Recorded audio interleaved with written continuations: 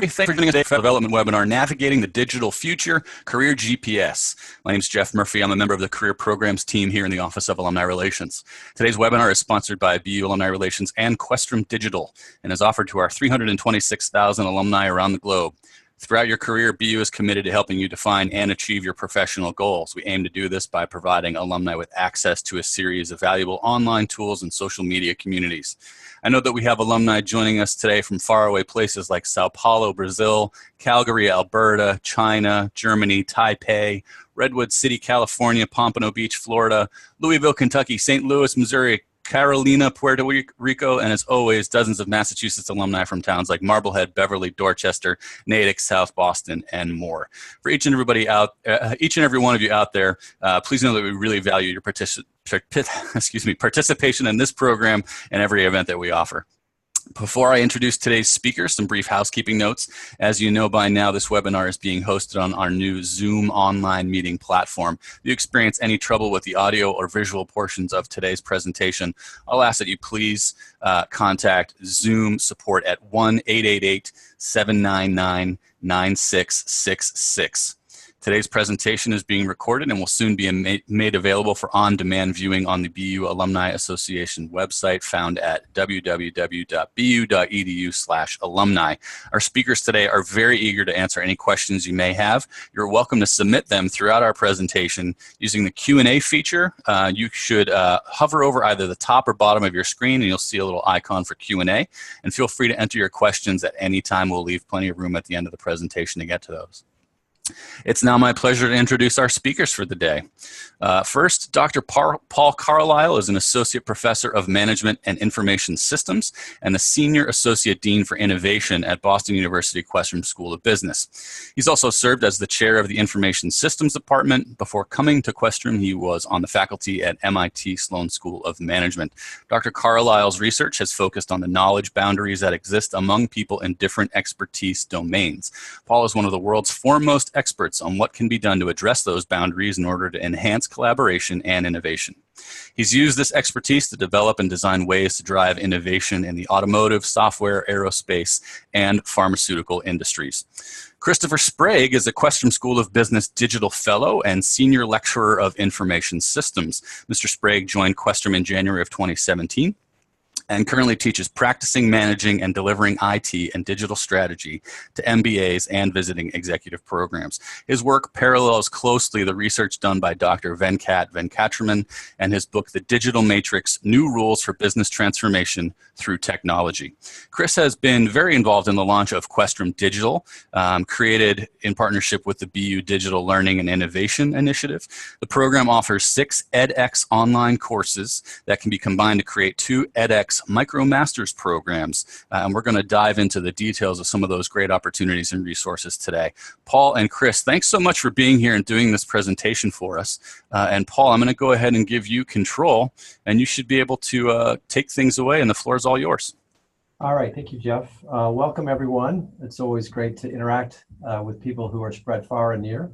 I'm going to spend a little bit of time kind of introducing in some ways, we're in the middle of our own experiment here in higher education. In some ways, digital disruption is affecting us. How do we reach our alumni? How do we reach and provide the updated skills and perspectives for alumni, our students in various ways? And so I think the conversation today is going to be kind of introducing you some of our content around digital disruption and digital strategy from Professor Venkatraman. We'll show you some of that stuff. That will also reveal a little bit of the online resources we've now developed, which Jeff kind of briefly introduced, that we've developed with edX, so 6 of those courses. But perhaps most importantly, introducing those 2 things, kind of inviting you with us in a further experiment as we're trying to continue to develop ways to have this online content around digital disruption to be better, more accessible, of more value to you, the alumni. And that invitation will come more directly from Chris later in the presentation. So with that, I'm going to be kind of stepping through a couple of the ideas that you will encounter in this course. I'm just trying to make sure I have control over the presentation. So just momentarily, I'm going to see to that.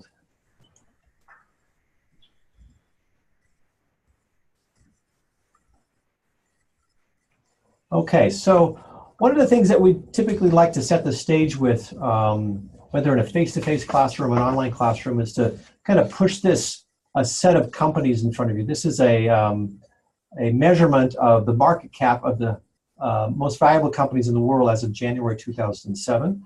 As you can kind of see from that, this is I'm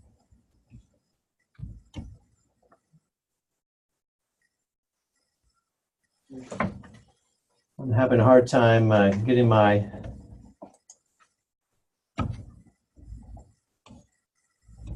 control over the screen here. Sorry about that, Paul. Do you want me to take control and you just let me know when to move the slides, or do you want to just keep giving it a shot there? Let me see. Let me try one more. For some reason, when the screen is active, it works well, but okay. So let me go. So let me just do the comparison as is. So if you think about the screenshot on the far left, we have the top market cap of the top 10 companies in the world in 2007. There we have, if you kind of look down through that list, you have 4 oil companies, 3 banks, 1 conglomerate, in that case GE, 1 automaker, and 1 software company.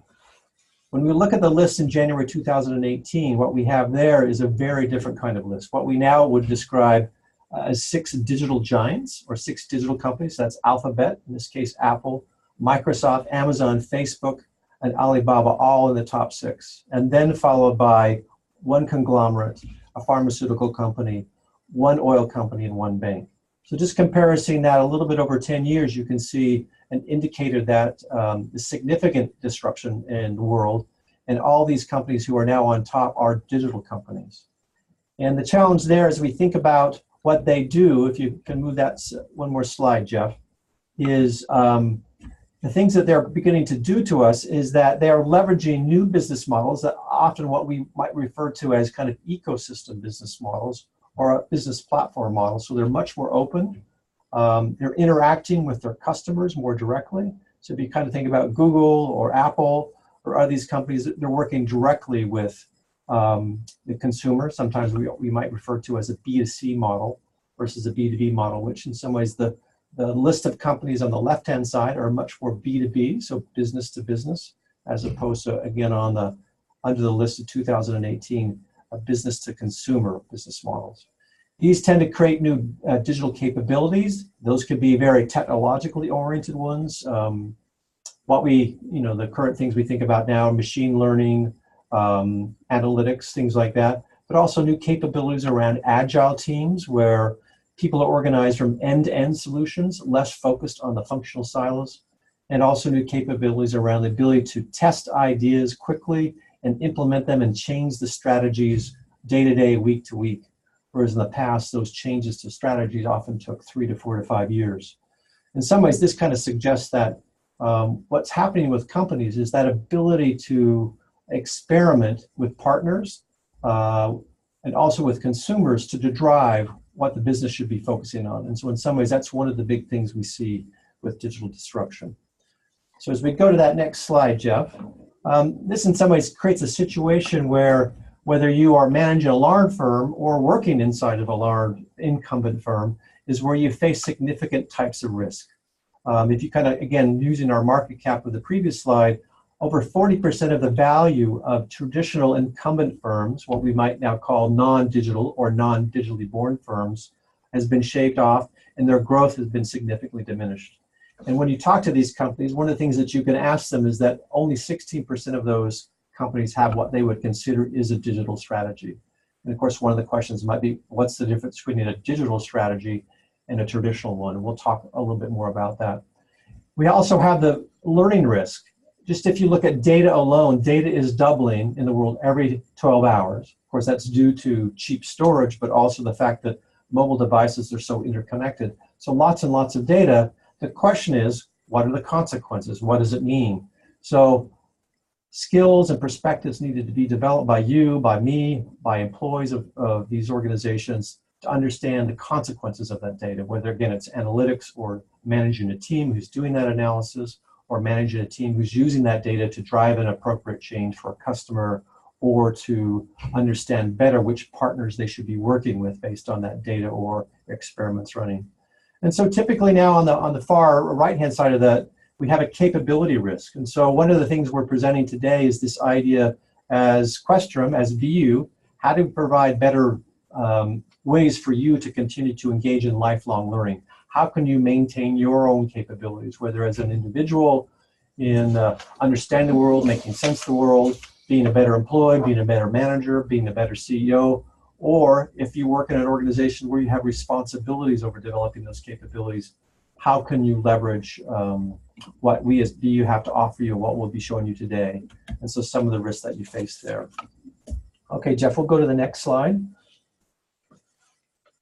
And so in some ways, the objectives, which I kind of briefly mentioned in the beginning, but we'll just kind of reiterate a little bit more clearly now, is we're going to show a couple of videos and also doing a couple of polling to kind of you assess your own readiness, where you might be.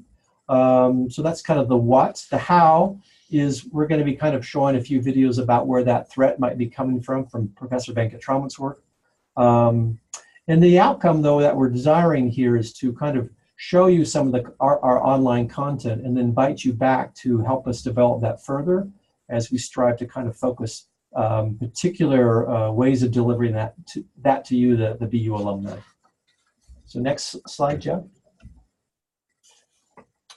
So what you can see on the left side of the screen, this is Professor Venkatraman's book, which was published about a year ago, which he refers to as the Digital Matrix. One of the important things about this book and how it's influenced the online materials that he's developed around that is the idea is of a digital strategy, but more importantly, what is a digital strategy for an incumbent company, an existing company who wasn't organized like the digital companies today. They have different business models, different capabilities, and so the change from being an incumbent non-digital company to become a digital company is very much a challenge. And so the matrix outlines the different players who are involved in this world. So we have, again, the incumbent firms, we have small tech entrepreneurs, and then we have these new digital giants, the Apples, the Facebooks, the Googles, the Amazons, who are seen to be operating under very, very different rules. And based on that, incumbent firms have different kinds of moves that they can then make. How do they begin experimenting with their customers and clients in small ways to drive digital transformation? As they learn from those experiments, how do they begin to change the core of the organization so it becomes more of a digital-oriented company? And then fundamentally, how do they reinvent that organization as it tries to make through that shift? And so that could be for the car industry, how they might move from thinking themselves as I sell cars and that's how I judge my success, versus how do I provide mobile solutions for end users to meet their needs? That's a very different way of thinking of the world. In the first world, or in the first case, an auto company saying, I'm going to sell to you, and I control that, I build it, I design it, I put it in the dealership. In the second case, where if an auto company is going to be thinking about themselves as providing mobile solutions, they may only control 30% of those mobile solutions.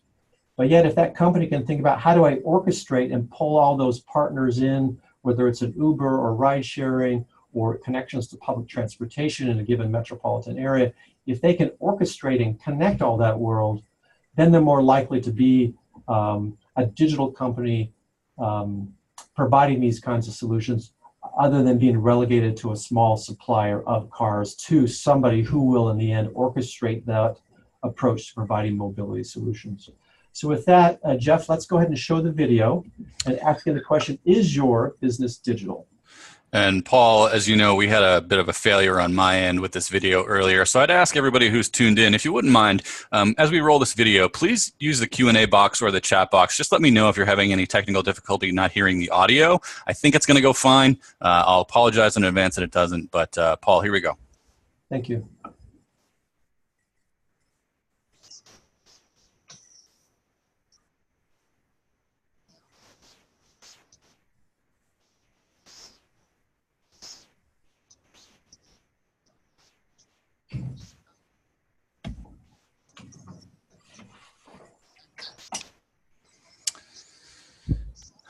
All right, Paul, I apologize. Folks are letting me know there's no audio here. Unfortunately, I don't know how to solve that problem from here. Is it possible you could give us an overview of what Professor Venkatraman is talking about? Yeah, let me do that. So in the case, I'm sure glad my audio works. That's what we focus on. I'm very sorry. That's fine. That's fine. Um, I think the question that Professor Venkatram is asking in this video is your business digital? And of course, if you're in the healthcare industry or if you're in the car industry or the retail industry, say, of course, my industry is not digital in the sense of I got these physical goods. I need to move around cars. I got to manufacture, and retail, I got to deliver them. And so in some ways, the question is asking, is your business digital? And what Venkat begins to argue is, yes, all of them are indeed digital, but still those physical products, whether retail, cars, et cetera, are part of it. How do we use digital to improve that? Now that could be improve the operations. How do you do that? But more importantly, digital allows you to have a direct connection to the end user, the customer, that could then influence what kind of products that you sell. Or again, going back to the previous example of the car industry, is if your business is digital, how can you be the orchestrator of providing mobility solutions across the board to a set of end users if you're a car company, as opposed to just selling them the car? And so if you see yourself as a digital business, you're going to be looking at a variety of opportunities to provide solutions based on your ability to understand what the needs of the end user are. So historically, we've often been focused on just selling somebody a product versus actually providing them a service. And once I have an ongoing service with a customer, I learn more and more what they need, their needs are, and then therefore I identify new opportunities to create value. Again, thinking about yourself shifting from selling a product like a car to you versus providing you mobile solutions, which could come in a variety of different ways, and also potentially from competitors or otherwise, but I'm the one who's providing them for you. And so you as the end user are going to value those, and then I'm going to be in a stronger position than somebody else who is not orchestrating the potential for all those mobility solutions. So that's kind of what that video is about. Paul, if you want, I can try to run this directly from YouTube and share it from my screen. Do you want to give it a shot, or do you just want to maybe try that on the next one? Yeah, why don't we try the next one, because I think that was covered, but also just managing the time. You got it. And so why don't we go to the poll, because I think the video is not essential for the ability for our alumni to kind of respond to the poll. So we've got a couple questions up here, and folks, if you want to go ahead and click through the questions, we'll report back on answers to everybody once you've had a chance to go ahead and vote. So just go ahead and read through the questions and select the answer that best applies. Paul, do you want to read the questions out? Yes, first question. Do you understand how digital is transforming industries, or maybe in particular your industry? Yes or no? Number two, do you understand how new sources of value can be delivered through digital, or how digital can enhance and help you create new sources of value? And number three, do you understand how innovators could disrupt your business? Could be that digital giant or a small tech firm coming up. And then lastly, do you understand how digital has the potential to change your own business model? Again, moving from a car producer to providing mobility solutions. Are you able to see those results coming in, or if I actually end this, can you see those results now, Paul? Hang on one second. There we go. Now you should see them. There we go. There we go. And I'm assuming, Jeff, quick question. Can they also see the collective results? Yes, they can. Perfect, perfect.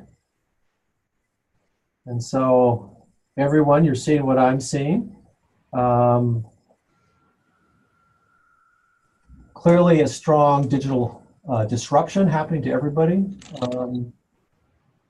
New sources of value, that's very clear for people. And then this question of how, and I think on number three, this question of how our innovators, again, whether they're the tech startups coming from the bottom or the digital giants coming from the top, that's harder to understand. It's a more challenging issue.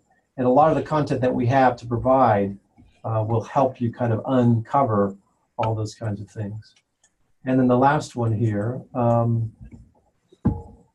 So these are pretty consistent, that wherever you might be around the world or what type of industry, we're seeing a lot of the same things. So this is a great assessment of that we're all kind of in the same situation. Higher education, I would say, I'm being disrupted as well. What is my response going to be? So thanks for that, Jeff. Sure. And so now we have the next video. Do you want to work your magic, Jeff, to see if you can try to pull that from YouTube? Sure. Now what I'll do is, as you're doing that, I'll give a little bit of an introduction unless you're ready to go. Hang on, give me 1 second and we'll get it up here. Okay.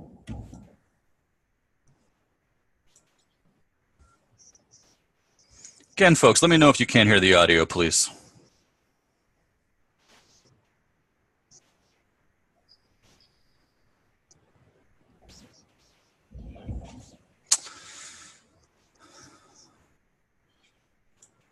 Same problem. Sorry, Paul. I'm fully prepared to handle this. You ready? Yes, go right ahead. So one of the things that this video is focusing on is to kind of think about three kind of conceptual ideas to explain how things are different or things how we're changing. And so in here, Professor Venkatraman refers to the idea of there is scale, three things to think about: scale, scope, and then if you kind of think about three circles, the one on the bottom is speed. So let's talk a little bit about scale.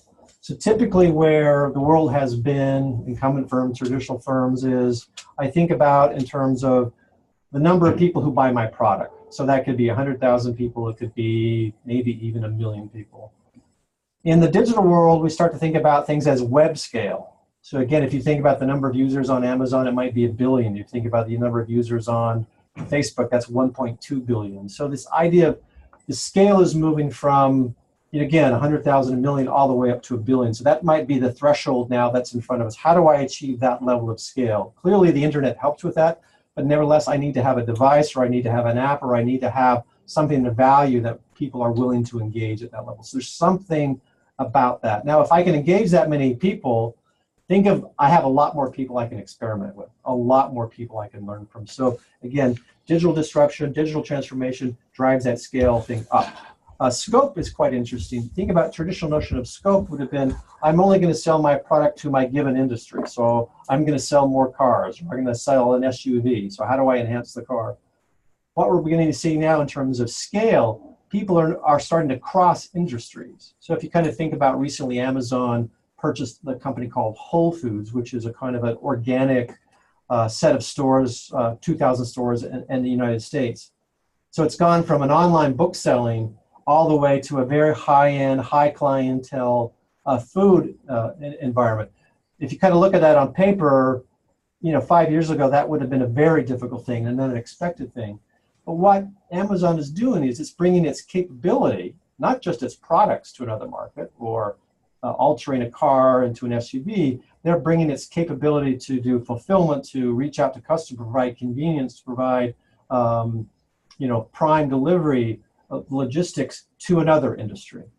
And another recent thing in the context of the United States is Amazon is currently joining JP Morgan and Berkshire Hathaway to think about how can we provide better healthcare delivery at lower costs. And so we're starting to see these digital companies, these capabilities that they develop in one industry to another. So in some ways, business in some ways shares 80% of the same kinds of problems. How to work with customers, how do I deliver things, how do I change things, how do I innovate?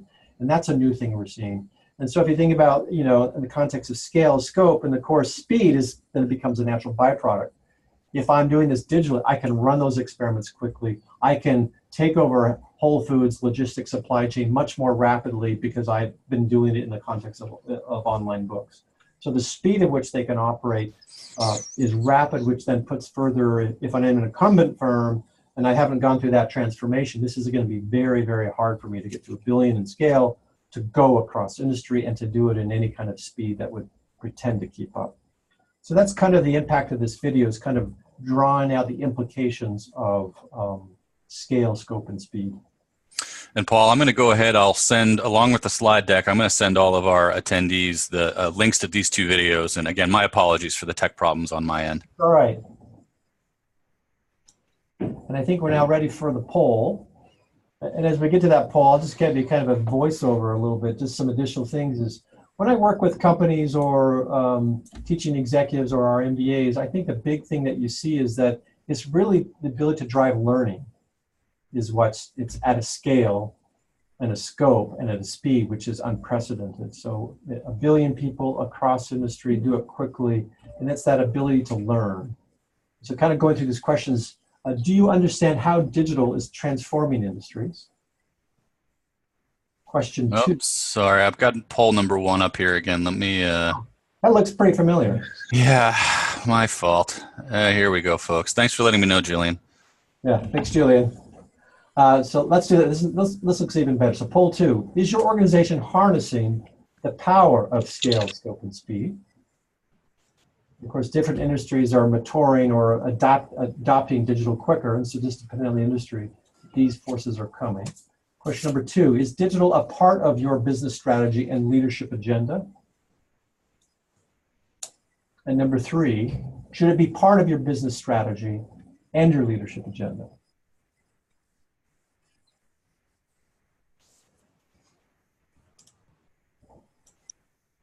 Okay, Paul, you should see those results now.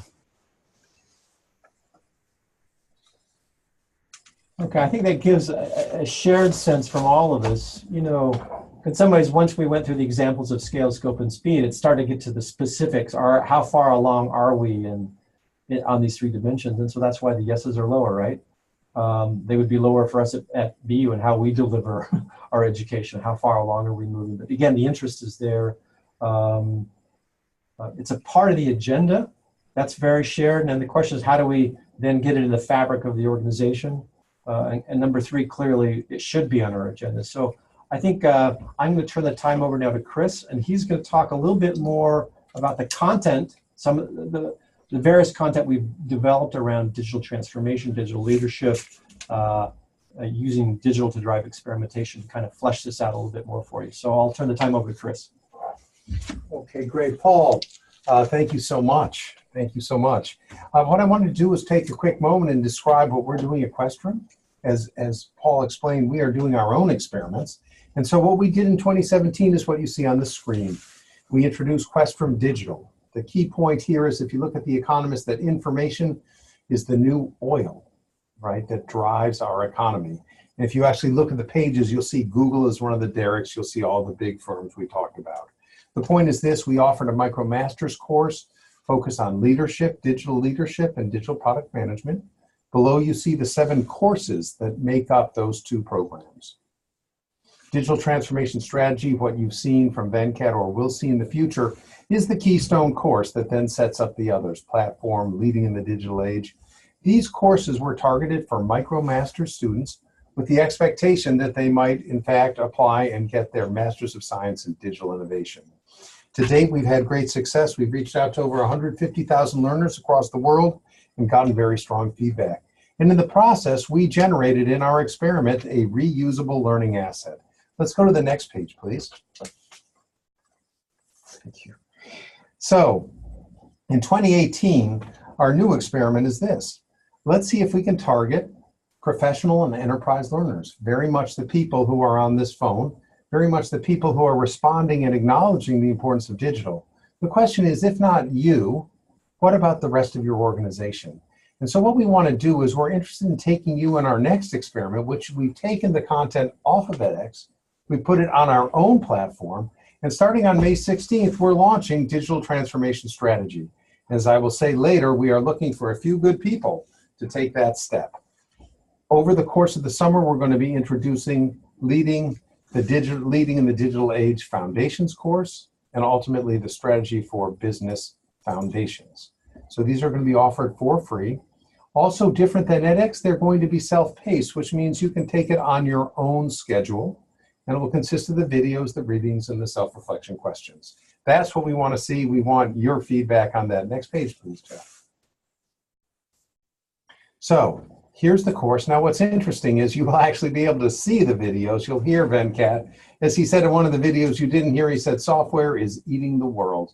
You'll find that it's the videos are important because they remind you what's going on, but for those in your organization who may not appreciate it, they are also learning assets for them. In addition to taking the course, as you complete the course, you will receive 3 digital badges. Digital badges are the new currency by which you can actually demonstrate the learnings. So you'll see there are 3 knowledge badges, and based on completion of those 3 knowledge badges, you will automatically get a skills badge. Now, what learners are doing is they're actually putting those on LinkedIn as evidence of their learning. So we want you on our learning journey to get to the point. Okay, the next page, please. We are able to deliver this leading content because we have leading thinkers here. We have obviously Venkat, but we also have Marshall. Marshall has written the book on Platform Revolution, which talks about how companies like Airbnb, Netflix, and Uber are able to drive huge valuations without owning cars, without owning hotel rooms, and without owning video content in some cases. So we have that. Paul has written a book here with others called Re-engaging Business Education and Reimagining It. So this is, in fact, our attempt to apply those thinkings here. We're also proud with Jeannie Meister, who's one of our great alumni. She has written the book, The Future Workplace Experience, which puts a premium on learning electronically. All of these links will take you right to Amazon so you can buy those books. Okay, we're in the final stretch here. Let's go to the next page, please. So here's our proposition, right? We're looking for a few interested alumni. We know there's a September alumni weekend. And ultimately at that event, we'd like to find people who can speak firsthand to the experience they've had. We would call you evangelists. We're looking for those who want to test our proposition this summer using these 3 courses. We're offering the Summer Digital. You can take Venkat to the beach. He can be in your pocket at any time, and you can watch it on your phone, your iPad, on any device. So we will allow those who are interested to enroll in 3 courses. But more importantly, once you've done that in the experiment, we're going to ask you for feedback. So let me go to the key question here. Okay, the final poll. So if you take a look here, what we talk about is the learning journey, being aware, understanding how digital is impacting your organization. Reframing is rethinking how you're going to operate as a business. Engaging is working with those in your organization to change the operating model and the way they work, to generate the experiments that you mobilize to create new outcomes. That's the journey we want you all on. And with that, Jeff, the final questions. So the first one is, right to the point, are you interested in taking the Digital Transformation Strategy course this summer? Yes or no? The other question is, then we have digital leadership and digital platforms and platform strategies. Are you interested in those courses as well? And given that you're taking the courses, we would like your feedback on ultimately lifelong learning and whether this topic is as relevant as we think.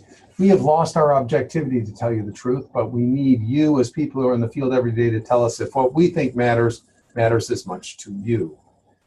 And if you are interested, what we'd like to do is get your email address, which you can provide via the chat tool.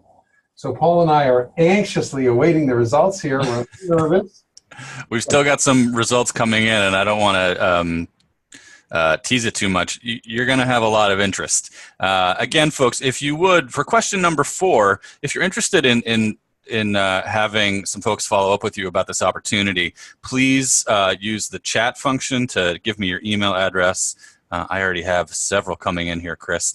And again, be thinking of questions that you want to ask. You put those in the Q&A box. I won't keep you in suspense any longer, Chris. Here you go.